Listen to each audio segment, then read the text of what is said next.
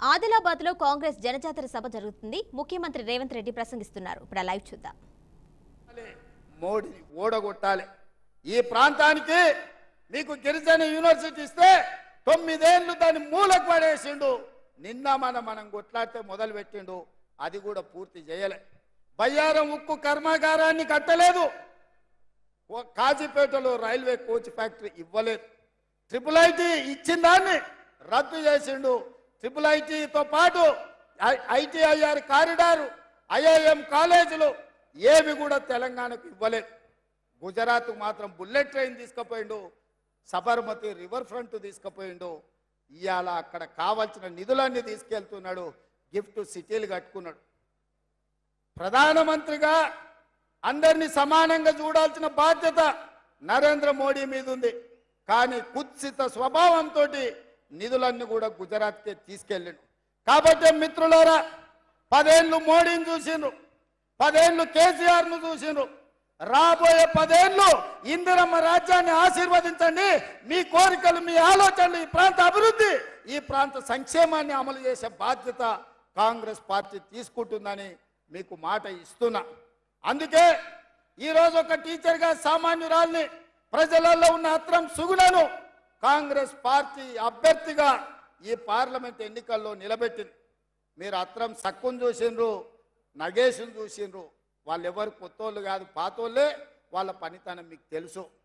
మంచోడు అని మంచం ఎక్కిస్తే మంచం అంతా పాడు చేసిండంటే వెనకటికి వాడు అత్రం సక్కులా అంటాడు. ఇక నగేష్ గురించి నేను చెప్పాల్సిన పని లేదు. బుద్ధిమంతుడు అని సర్ది కడితేనంట బొడ్రాయి కానీ ఫోన్ చేసి మళ్ళీ ఇంటికి వచ్చి బోర్లో వండుకున్నాడంట. నగేష్ ఎమ్మెల్యేగా, మంత్రిగా, ఎంపీగా అన్ని పనులు చేసిండు. మీ అందరూ చూసినోడే. వాళ్ళెవరు తక్కువ కాదు. కేసీఆర్ దొరెంతనో మా గిరిజన దొరలు, ఆదివాసీ నీళ్ళు కూడా దొరలే. 11 వరకు కిందికి రాడంట నగేష్. మావాడు చెప్తుండే. చేయి కలిపితే ఎంబడే దస్తు పెట్టి తుడుస్తాడంట పేదోని చేయి కలిపితే. ఎందుక ఈ దొరలు మనకు అవసరమా? అక్కడ ఫామ్ హౌస్లు ఉండే దొరలైనా, ఇక్కడ ఆదిలాబాద్లో ఉండే దొరలైనా, ఈ దొరలతో మనకి ఏం పని ఉంది?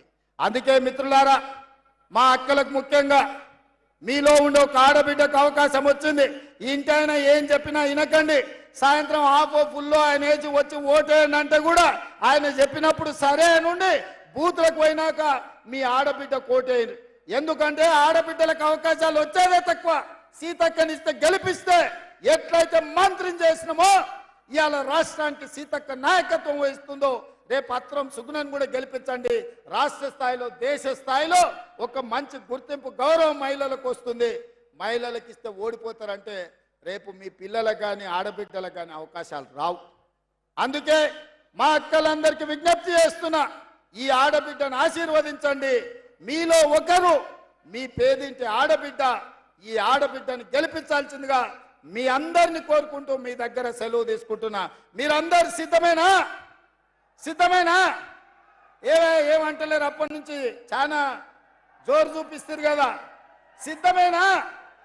ఆదిలాబాద్ రెడీనా? రెడీనా? రెడీనా? అత్రం సుగ్నాన్ని గెలిపించడానికి ఆదిలాబాద్ అంతా సిద్ధమేనా? సిద్ధం అన్నోళ్ళందరూ చేయి పైకెత్తండి. మా అక్కలు కూడా ఎత్తాలి మీ ఆడబిడ్డను ఆశీర్వదించడానికి. జై కాంగ్రెస్, జై జై కాంగ్రెస్. హస్తం గుర్తుకే.